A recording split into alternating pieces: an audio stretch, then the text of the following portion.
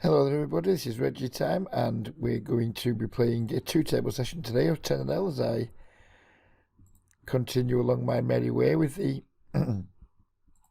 Bankroll challenge. The reason for two tables is that the last couple of sessions I've done, both times I have commented on my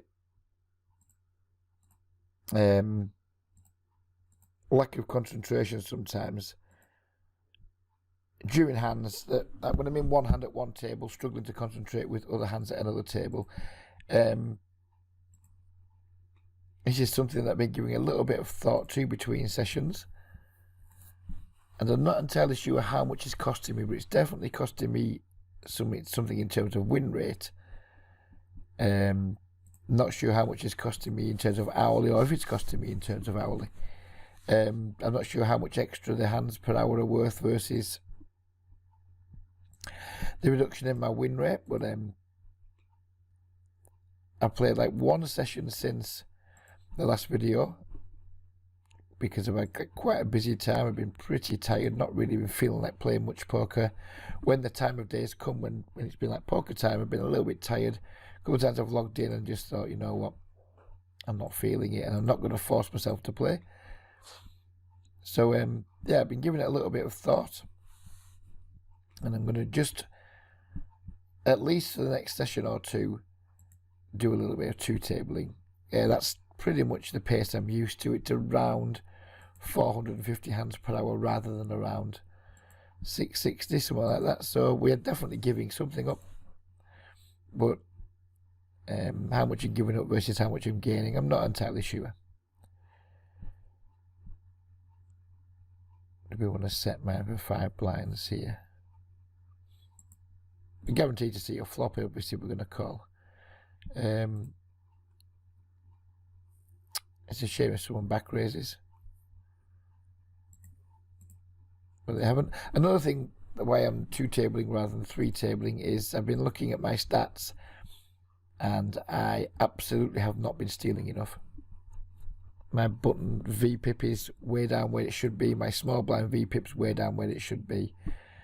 And a lot of it, again, is just through like autopiloting, just not waiting for buttons, folding hands that should be opened, and things like that. So overall, even though my win rate at the moment is crushing, it's up at like 9 blinds 100 or something, it still doesn't feel like, how should I put it?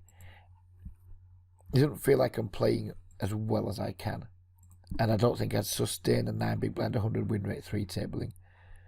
King 9 suited. We're going to peel this on the button versus two guys that aren't fully stacked.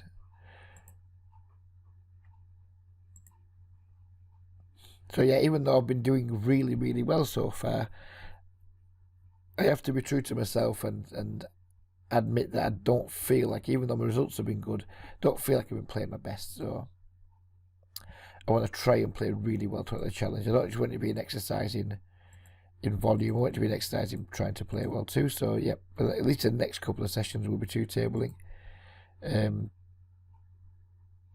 One big blind, we're getting that 9-1, but we could well be drawing dead or drawing thin. So we just book it. Sadly, I butchered the start of the recording, so we had to start again. So we didn't get to see the two pots that we won. We were decent that we got our stack to where we are.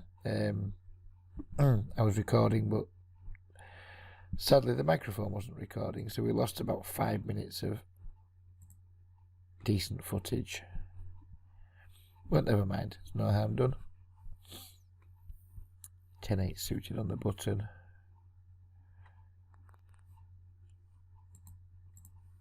Obviously going to play it. It's just a matter of are we going to raise or are we going to call. I don't know anything about Angelo, so calling seems appropriate. Turn a full house. Very cautious that I'm not going to pay off here.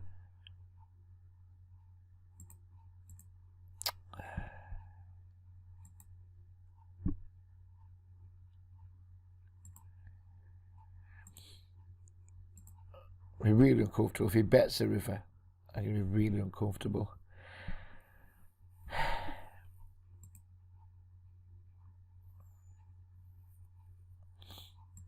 And the fault of this player is quite the nit, I think, is Rugus. I've played him at higher limits.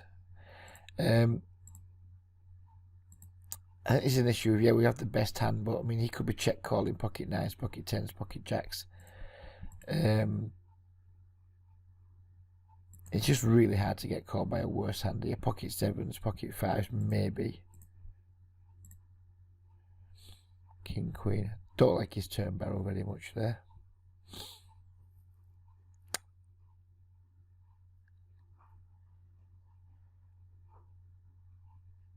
Don't think I missed any value. Well, I didn't miss value against his exact hand, but I don't think I missed much against his range there.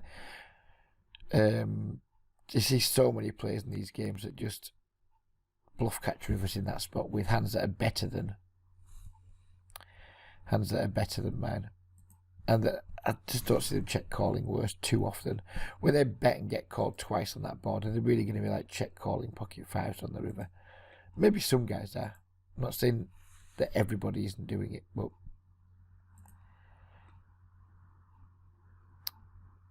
it doesn't feel like a misvalue.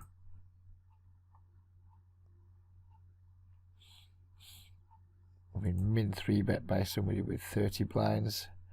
I'm just going to 4-bet and get it in.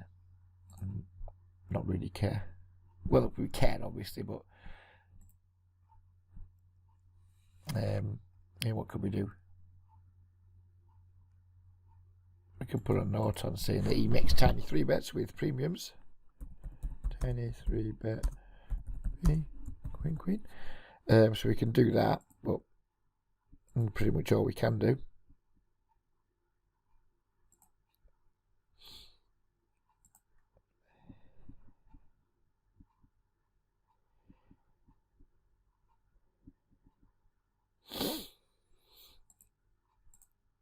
We turned a pair on table 2. We're going to value bet.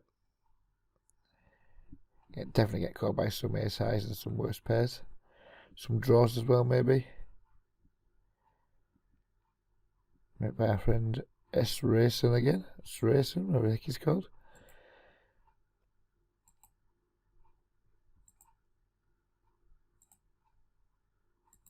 I'm going to start by betting on table 1 against Racing.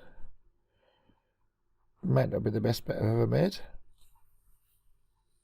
But we have 2 overcards, backdoor flush draw. We have an open and straight draw on table 1. Table 2. I'm going to fold to Racing.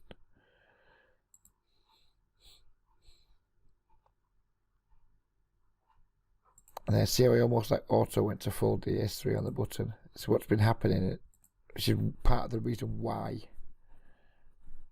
I've dropped to 2 tables, because I've been auto-folding those types of hands too often. Been auto-folding 10-9 off from the cut-off. And basically just been playing a little bit too weak tight.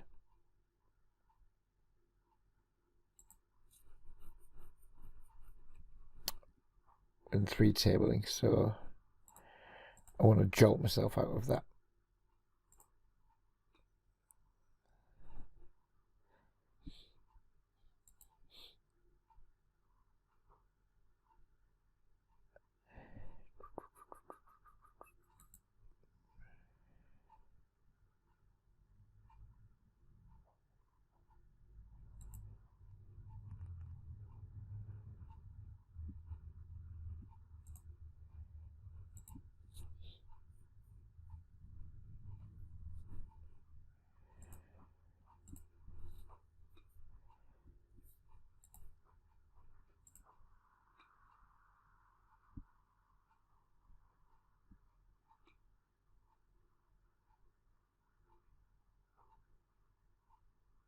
It's rustling. It's just a weird short stacker.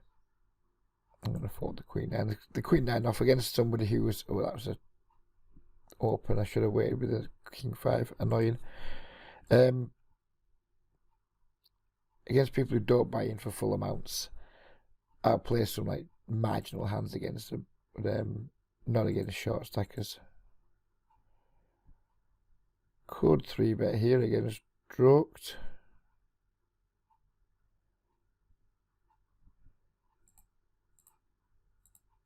But I think we'll like to call. We are pretty deep, we can certainly call squeezes.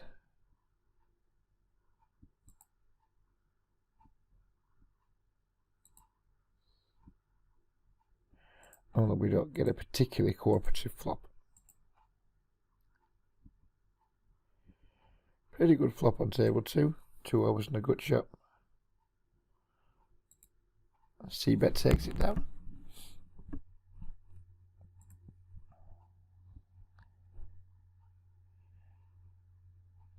I'm already feeling more focused, just going back to 2 tables. The difference between 2 tabling and 3 tabling is, for me anyway, not saying for everyone, but for me it's significant. I think it has a major impact in the quality of my play. Can't quantify that in numbers, and we're not going to be able to quantify it in numbers based on just a few thousand hands either. Ace 10 suited out of position to a 3-bet against an unknown from the Netherlands. Don't like 4-betting. Don't like folding. I don't like calling. And we'll call. This hand's going to play well enough, I would expect, with it being suited. Or suited would be a trivial fold. With it being suited, I think it's going to play well enough. We just need to be careful that we don't get too carried away with our top pair, top kicker here. And we obviously have to call a C-bet because we've just gone way ahead of ace king, ace queen, things like that. We just have to be aware that we don't want to be calling 3 barrels here.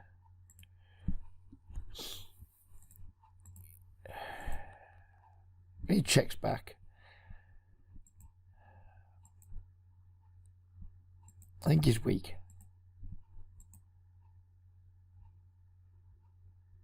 I don't think he can call the bet because I don't think he's going to be 3-betting hands like pocket 7s, pocket 8s in this situation. So he's going to continue bluff catching. And he just instantly gives up. It looks like he probably just had ace king, ace queen, something like that. Ace jack suited versus a 30 big blind shove. I think we can just let that go. Yeah, ace queen.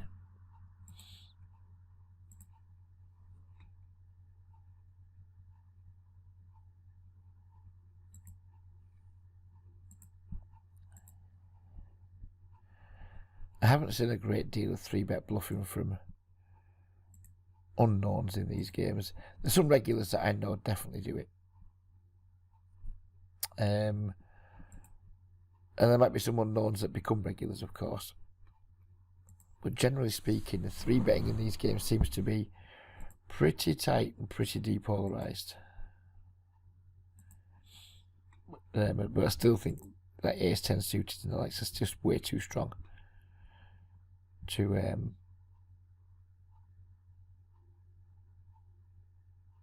fold.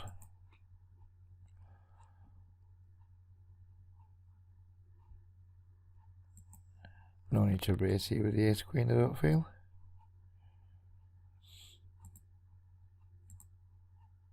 He checks. Probably he's going to check fold, but we're going to bet anyway just to try and get value from ace jack, ace 10, something like that.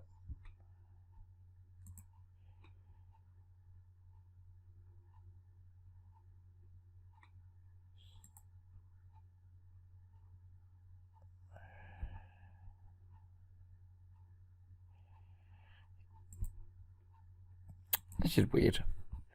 2 weird spots at once. Let's take them one at a time. And we've got enough value with our ace 10 on table 2, so we'll just check back. Could have got slightly more by the looks of things. Would he play? What draws would he play this way?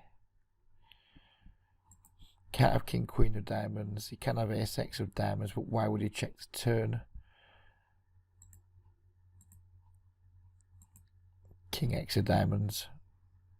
He's raised under the gun. Not too many value hands he can have here, so we'll call. And he rivered the 2 pairs, so Quite pleased with that.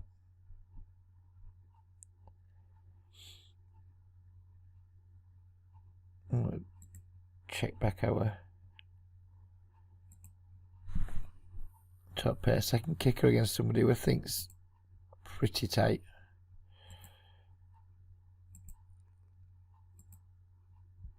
And I'm not thrilled with how I played this hand.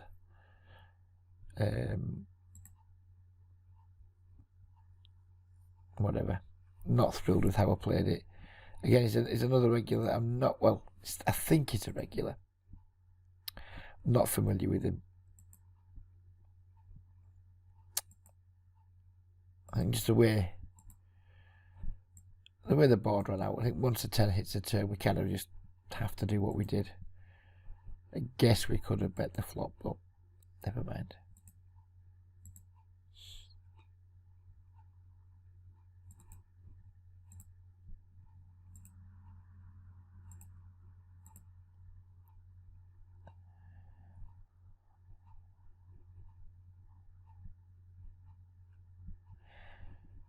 I won't be showing my Hold'em Manager graph today because I started the recording on with my just two tabling. I'm not using my second monitor. So therefore we can't make Hold'em Manager, if you can just see, we can't make it small enough to fit on this screen. If I do a put, oh bollocks, everything's going a bit shitty. Oh, can we? Can we make it small enough? No, we can't. We can't make it small enough to fit within the screen capture. So there's no Hold'em Manager. The next video I do, I'll be sure to remember to do it on my larger second monitor, so we can just share the graphs and what have you for them. For those of you who like graphs. There's no sinister reason behind it. I have barely played since the last video. We just kind of think I played one session, lost a buy-in or so. I think I lost a buy-in and a half. So it's not that I'm like try to hide anything from you guys. It's just that with two tabling, I kind of autopiloted onto my first monitor, or my laptop screen, should I say, and we just quite simply can't fit things on. I'm going to float with the ace queen here. We have 2 overs, backdoor, not flush draw. There's plenty of good things that can still happen. Didn't particularly want to see Zach or Zaj, whatever the heck he's called. I want to see him call 2. Jack 9 suited versus an under the gun unknown. Try and see a flop.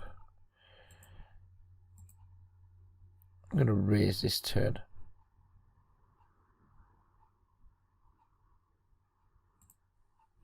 And hope that we're not being suckered in by someone who's like small bet inducing, which he wasn't.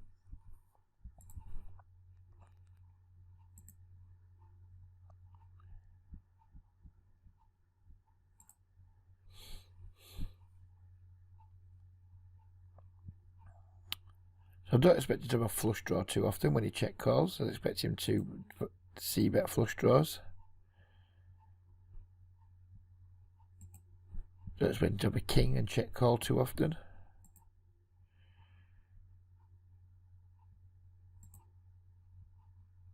So we're going to double barrel here. This is quite annoying that he just like snap jams a turn. Call flop, snap jam turn. I think we have to call. We're getting like 3-1 neither now. Only 2.8 to 1, something like that. I don't like it, but I think we have to call. And he just has the ace king. Not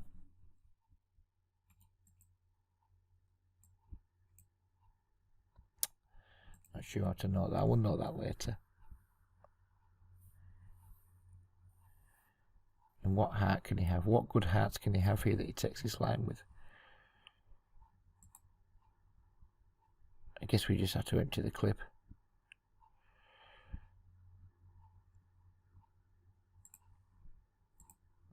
And we get the 4 through.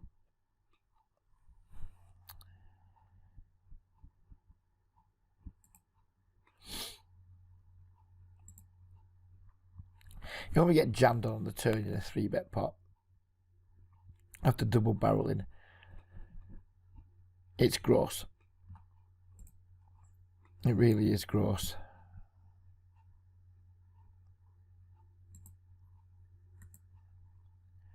We kind of committed ourselves a little bit.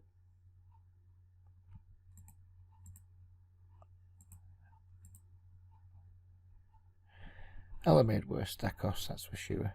There'll be worse situations during my poker life where I've made worse bet calls. See bet our good shot on our backdoor flush draw.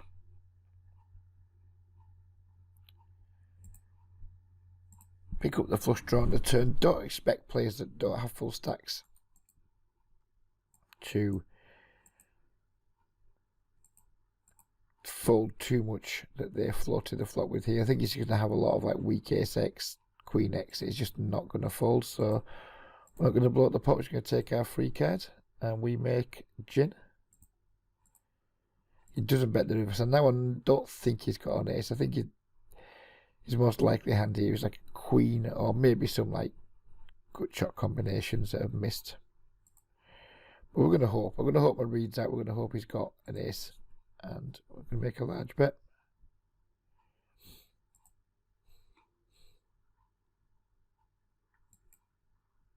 And he did just have the queen.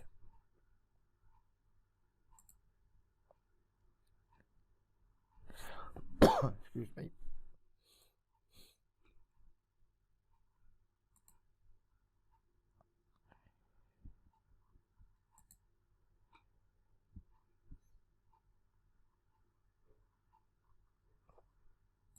I don't expect our friend here to be massively into calling 3 bets.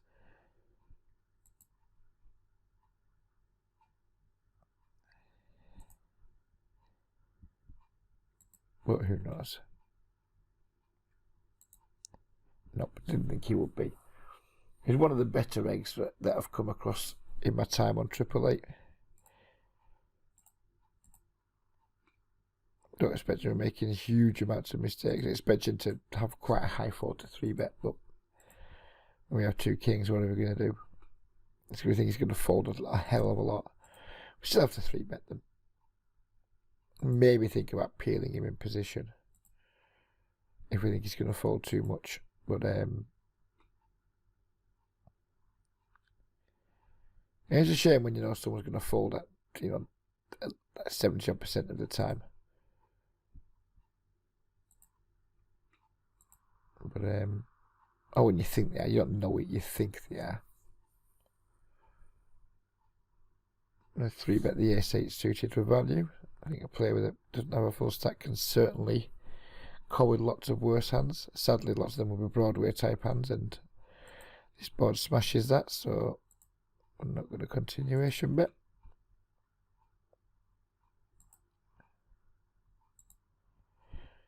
Who knows, ace-8 might still be the best hand. He might just have jack-10 or something like that. Ace-5 suited. We certainly weren't getting folds, were we?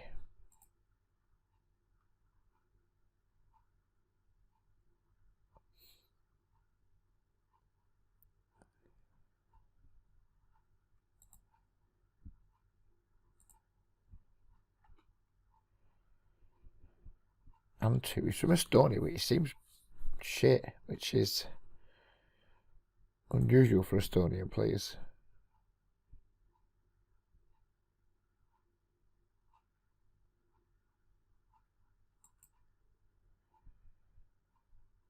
Just backdoors here against someone who I think isn't good. I think won't be that into folding, so I'll just give up.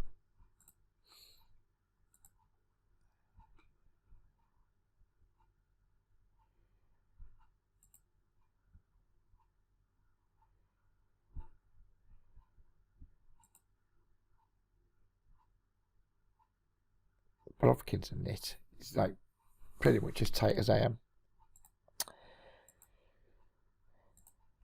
I'm going to 3 bet him with the king jack. I don't think we can really make too much profit by calling versus him in this spot. But I think he's going to fold a decent amount of equity. When we pick up the caller in the big blind, we only have a pot size bet left on a board where I don't expect to be getting a bunch of folds from either his ace highs or his pocket pairs. We're just going to check. Try and turn a jack or a king. I'm not c-betting the jack queen on this terrible board.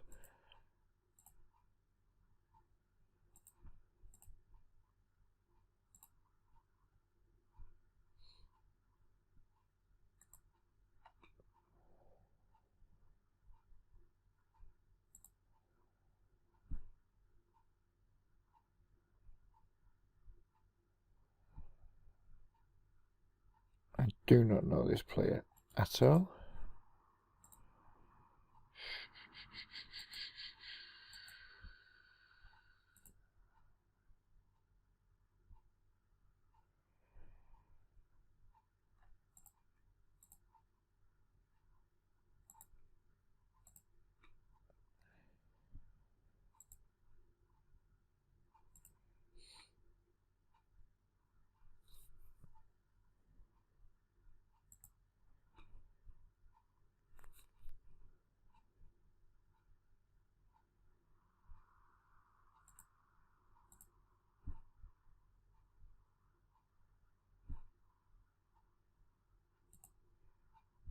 The concern with the two tabling for me in terms of the challenge is how long it's going to extend it by. At the moment, I'm not budgeting for poker as part of my income, so it's not such a big deal that I'm not making money from, or not making very much money from poker right now.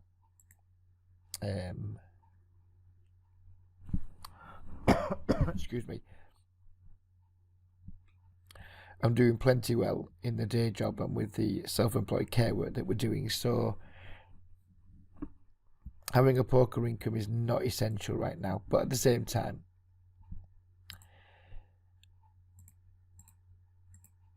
it's kind of not having one when I could have one just by playing higher.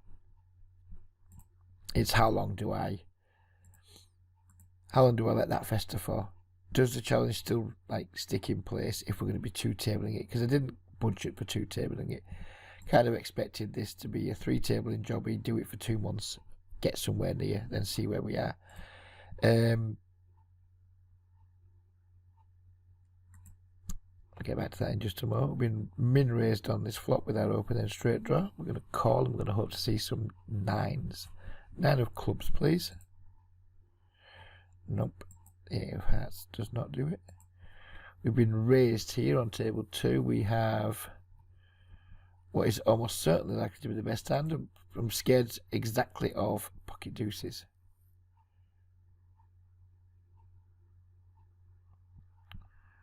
River a straight on table 2, so we'll value bet.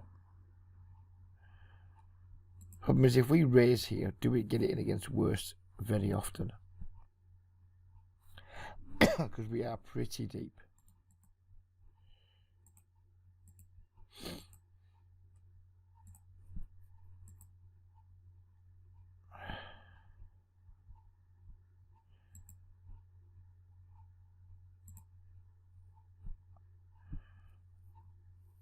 And ace 9 just gets pocket deuces. They're basically the only hands that I'm worried by here.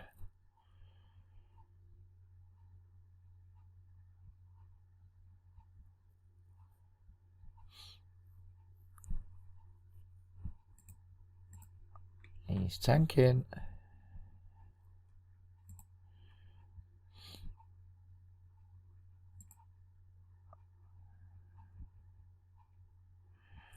And he probably just check back an ace, I would guess.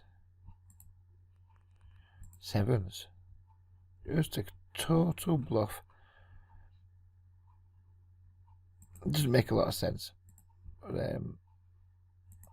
this is kind of one of the small problems that I do have, is I have no idea who's watching my videos. I have no idea who knows how respectful I am of particular lines. So maybe he's just watching my videos. Maybe he knows that I'm going to be folding most of my stuff there. Who knows?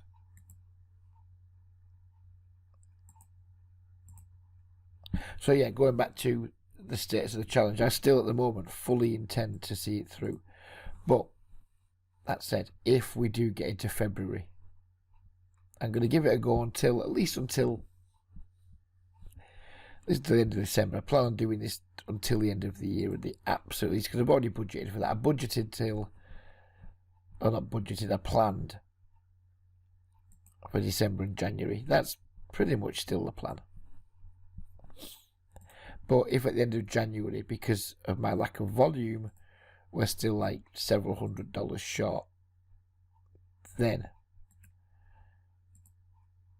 I might have to reconsider whether going for like the whole $1,000 is right for me.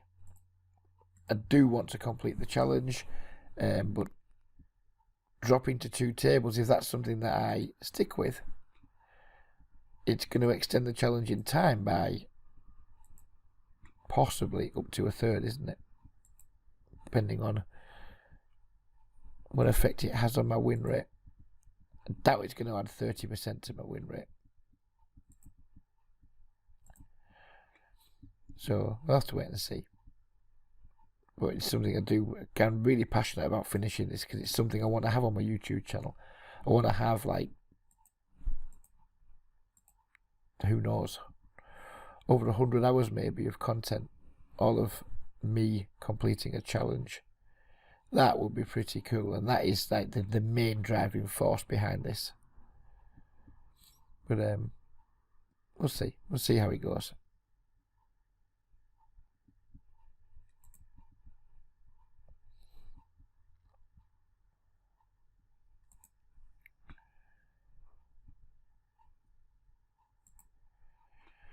Don't know anything at all about red chowder. Do know all about flopping top set though.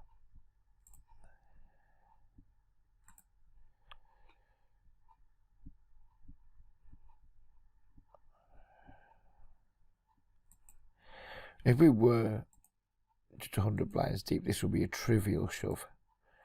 But I'm worried about folding pocket queens and pocket jacks and things here. So we're going to call and just going to check jam the flop.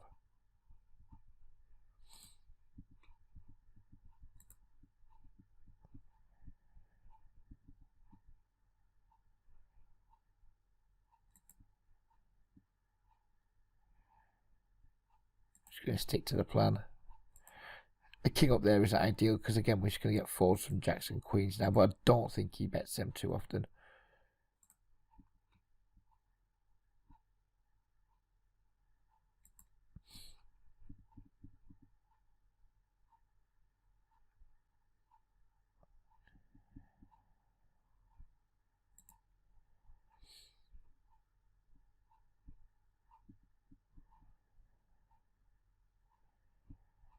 This could be interesting if Golden Zeeve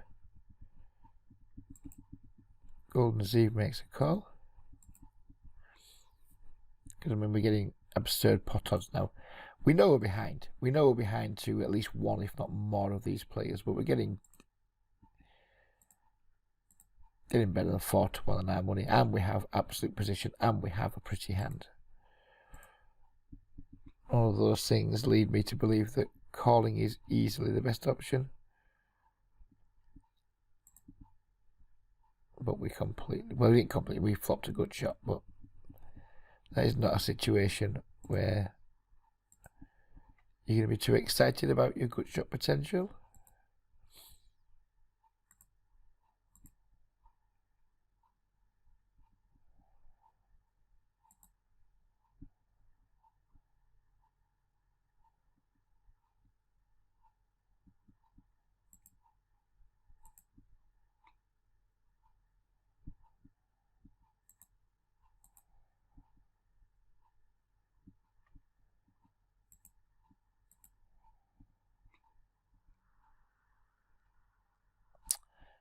A7 suited would sometimes be an open, but didn't particularly like the lineup of that table.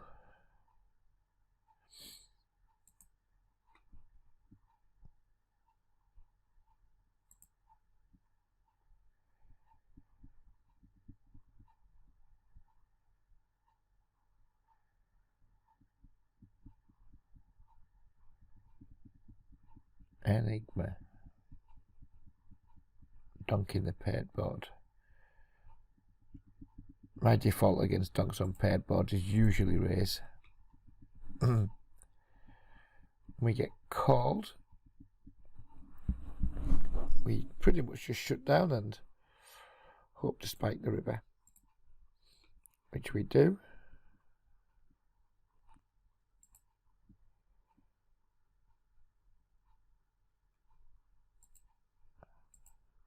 And now it's how much do we think he will bluff catch with his pocket pair.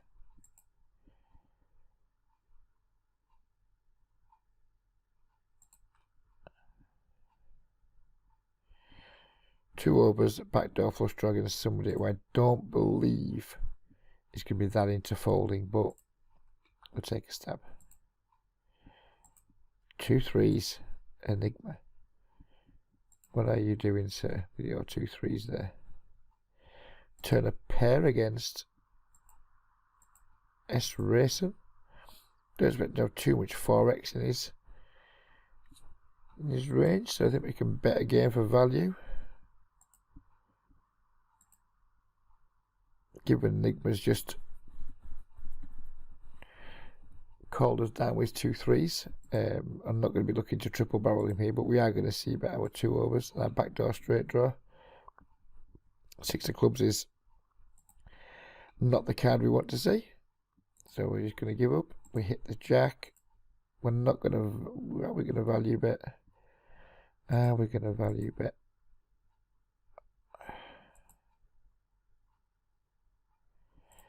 We are going to value bet. I'm going to fall to a raise.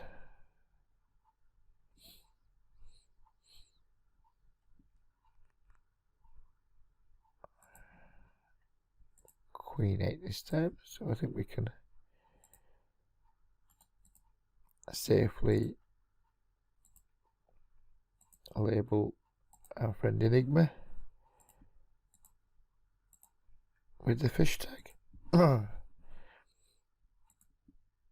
There's like lots of fishy players on here that you think, wow, they're fish. Then you go back and you review hands against them and they're playing like 22/8. So yeah, they're not good regulars, but I don't know. Are they fish? They're not good. I mean, what is... I guess it depends on what your definition of fish is. I mean, my definition of fish is somebody with like a 35+% VPIP and who isn't very aggressive. Or just like your absolute bad aggressive players. Although I tend to class bad aggressive more as donkeys than fish. But I don't class a 22/8 as a fish. There's something, but they're not a fish. I don't know how to label them. It used to be classed as tag fish back in the day. But I can't have the ag bit in there. The ag bit just doesn't ring true with the 10/8.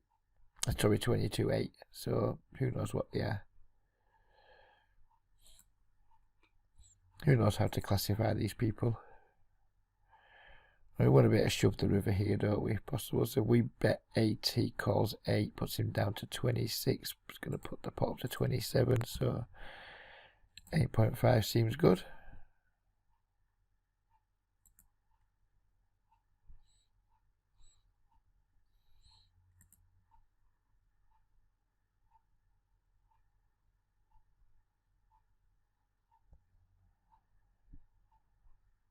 And sadly all our hardcore mathletics there didn't bear any fruit. How's that for a mixed metaphor?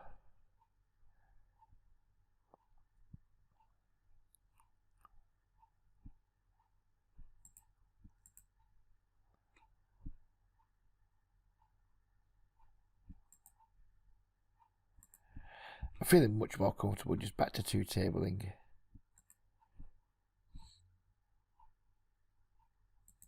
In terms of like being that little bit more loose, that little bit more aggressive. It just seems that when I'm 3 tabling, even when I'm aware of the fact that I definitely start to play tighter and a little bit weaker, it just seems like when I'm 3 tabling, it's just really difficult for me to to have enough focus to be able to play a more looser, more aggressive type style. We'll get back to that in a moment. We've been min raised on a pretty wet ball. We're not going to call here, it's way too dangerous.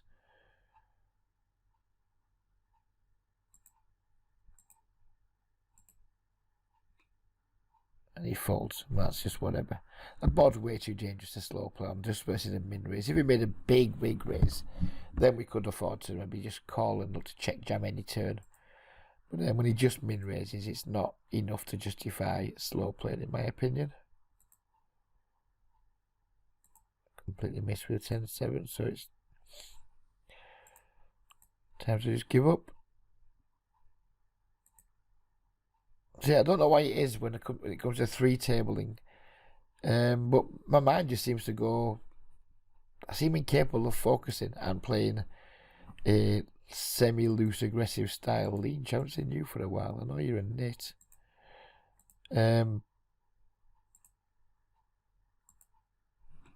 Yeah, I just seem incapable of, when it comes to three tabling, delivering my best game. I've kind of known that for a good while.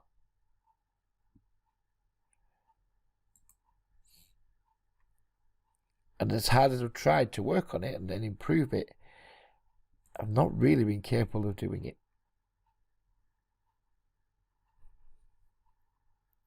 Good shot on table 2 against Lynch. We're just going to call. Expected to be pretty strong here. Not going to try and value it versus Enigma on this particular river. He could easily have a hand like Jack 9, Queen 9, 10 9. But that's about it. 8 King. What are you doing, Enigma? Lynch checks the turn on the 8.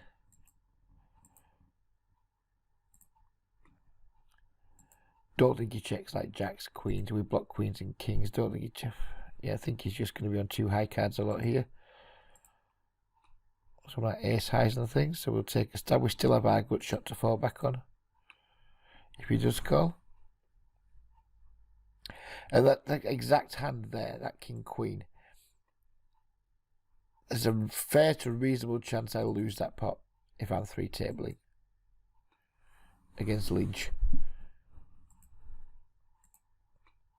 You know, I'll just like be too weak tight. I'll just like call flop, check back turn, fold river, that type of thing.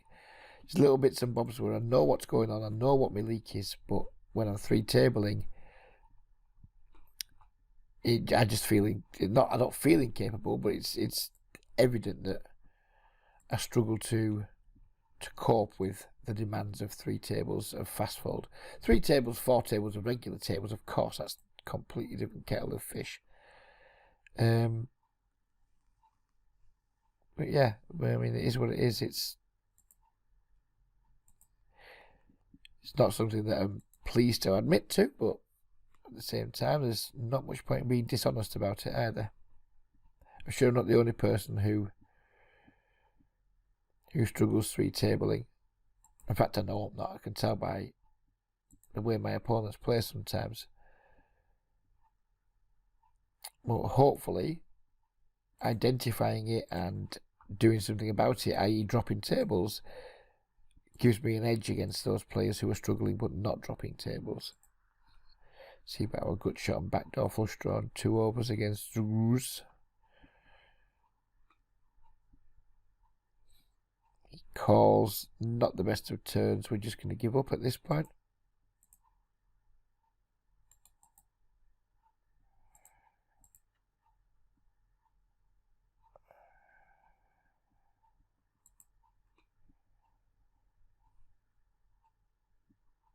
Gonna 3-bet our queens.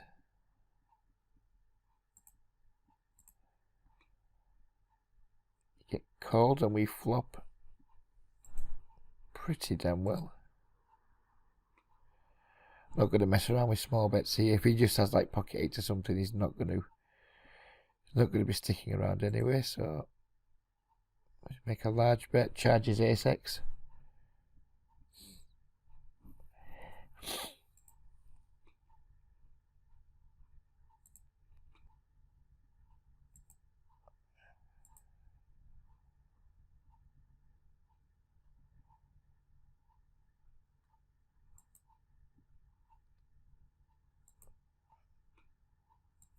take a street off with the ace jack here. Don't think we have a 3 street hand that can get value for 3 streets. I think he would have seen better flush draw, so I'm not worried about like letting him get there with something. I think there's a reasonable chance we'll beat here, to be completely honest. He like snap bets the river, check calls flop, snap bets the river. And he could have like pocket queens. Wouldn't be surprised to see 2 queens, 2 8s.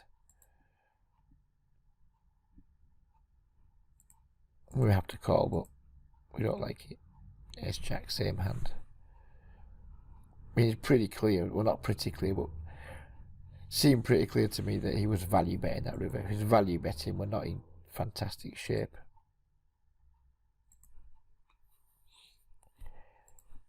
King XX dry. 3-bet pot. Obligatory c-bet, I guess.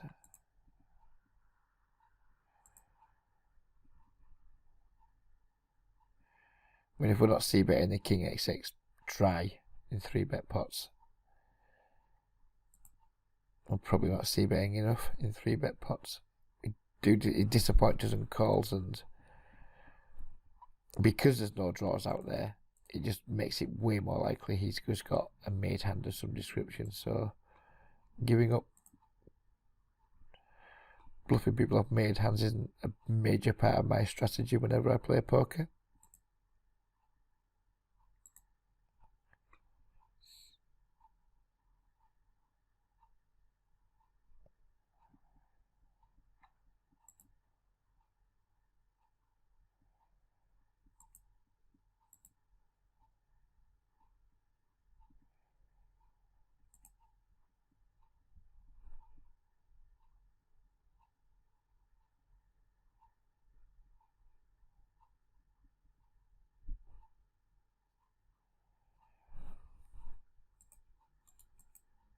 I know, set minus the 3 bets, not really much of a useful note in this situation.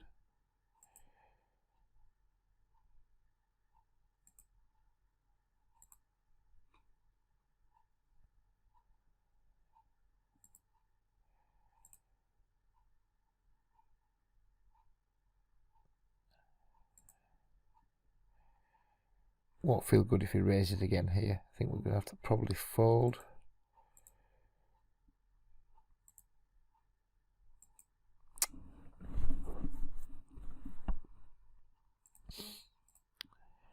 Do we just shove the river to get value from Queen X?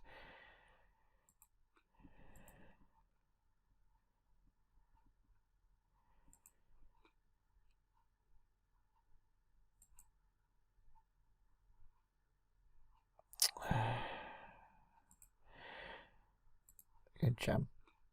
Bet folding is not an option there. Couldn't think of a size we could bet fold, so we can't think of a size we can bet fold. May as well just ship it in.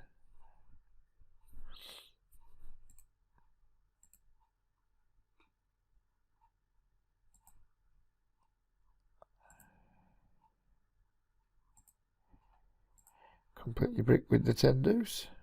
Game over.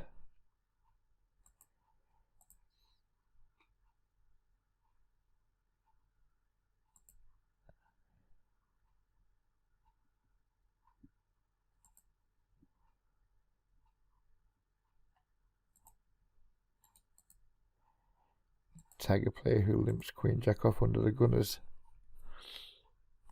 Fish. Fish doesn't necessarily mean fish, by the way. It just means not a good regular. If you ever see yourself in one of the videos you got the fish tag, please don't be like mega offended. All it means is that I don't view you as a good reg. It still might insult you, but whatever. It's not meant to be derogatory. That's the point I'm trying to make.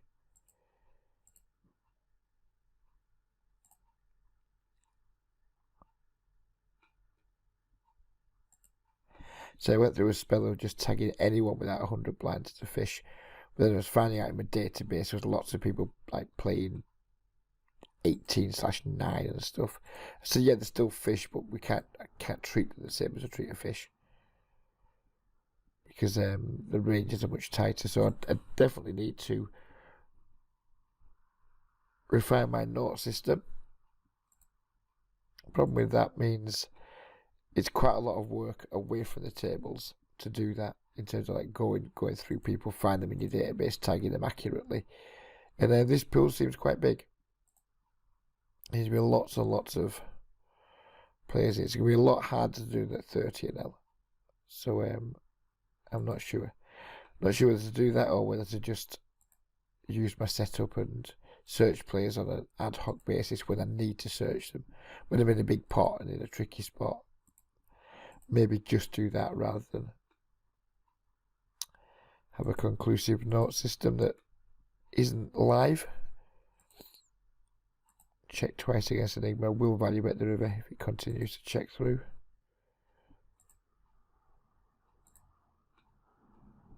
Seems to be holding over him this session.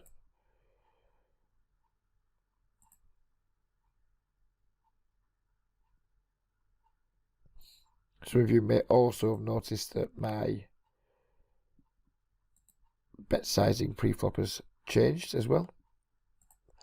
That's pretty much just because it's just all done by position. It's not done by hand strength. And kind of the stronger my range pre-flop, the larger I want to make my bets, I guess. The weaker my range, the smaller we can do it. That's the basic principle behind it. There's, it's not anything that hasn't been done a million times before by better players and worse players than me. But for those of you who are thinking, I wonder why that is, I wonder why it's like doing certain sizes, certain positions and try to figure it out. It's just basically, under the gun, my range is significantly stronger than the button. And most people know that, so I don't think, because I'm quite well defined from under the gun to button, as in like tight, getting gradually looser. Lots of players, they may be open 15% under the gun and just like maybe 30% on the button. And they just like, it's not much of a difference in the range. The difference, but not much of a difference. There's a stark difference between my under the gun range and my button range. And anyone that's even close to paying attention knows that. So I don't think I gained any kind of edge by disguising or try to disguise the strength of my hand by using the same bet size for more positions. Don't think there's much to be gained by it, and with I'm out of position, the bigger we make the pot as quickly as possible, kind of the better. It's the first time I've seen an Enigma bet, so we're going to give it lots of respect and just fold.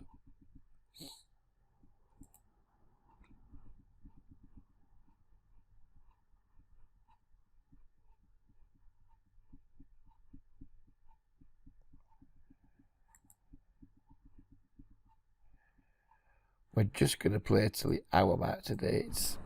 I've had an early start Sunday morning, and because my body clock's all over, I woke up reasonably early, and now get over like 9 o'clock in the morning. I'm getting quite hungry, so I've not had breakfast yet, so I'm going to stop at the hour and get myself something to eat.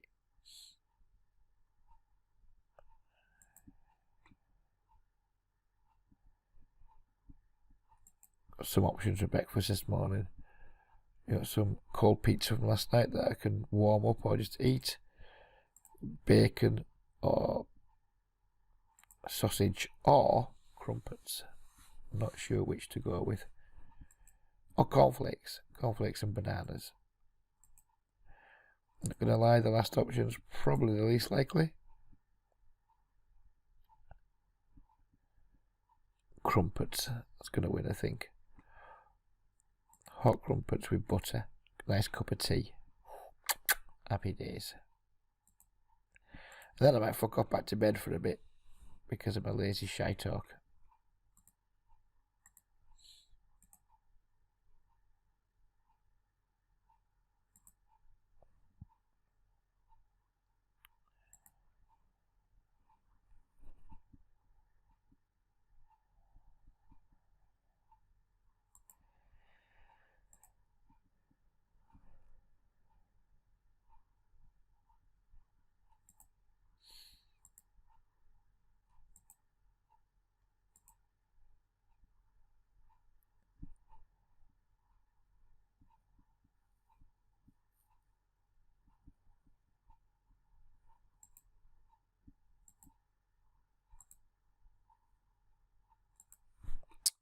to call this raise.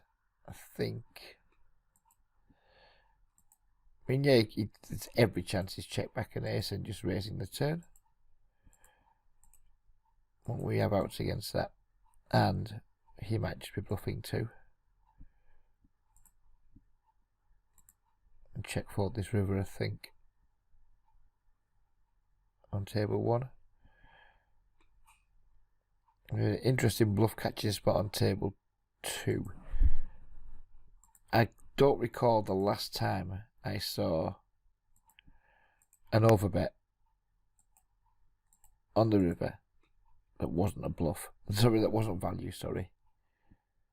I just think most players in these games and these limits are incapable of doing it as a bluff with a high enough frequency to justify calling here. Now we're needing to be bluffing, what, 33% of the time to break even, something like that.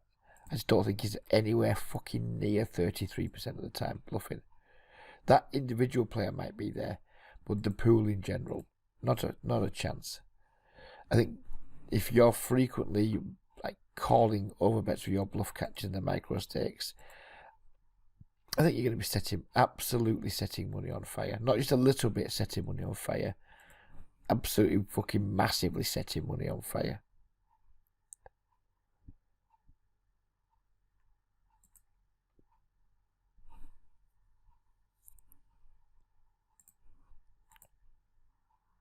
Maybe on boards where like they're very disconnected and like, well, not very disconnected, but like some draws are missed and there's no obvious way that somebody can have the nuts. Maybe then you can think about it, but on boards where it's pretty obvious where the nuts is and it's not hard for them to have it, bluff catching is horrendous.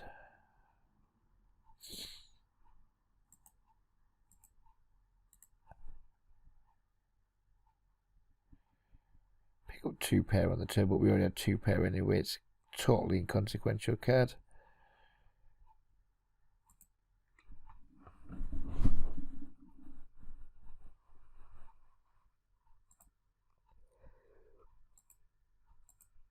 And I'm going to bet for value though on the turn. Lots of draws can call.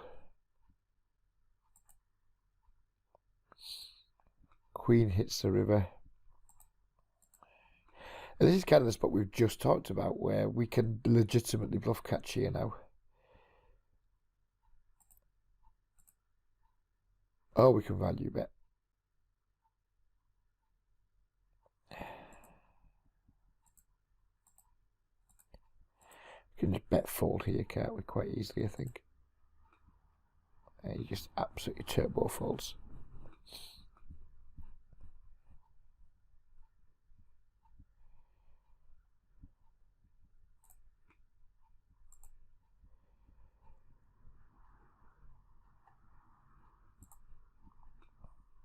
Again, King XX dry. Obligatory C bets coming in.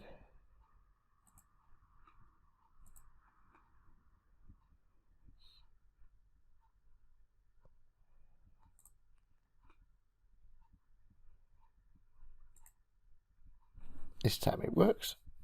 Happy days.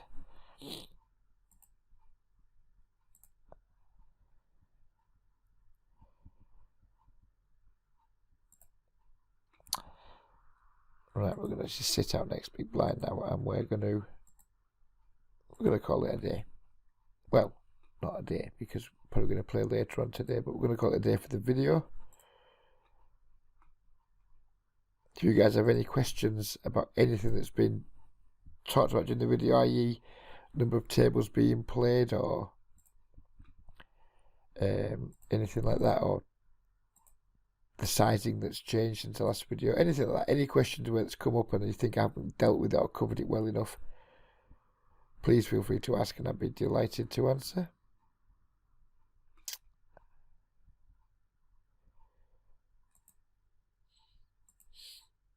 See betting into 2 players on this board, we may as well keep it quite big because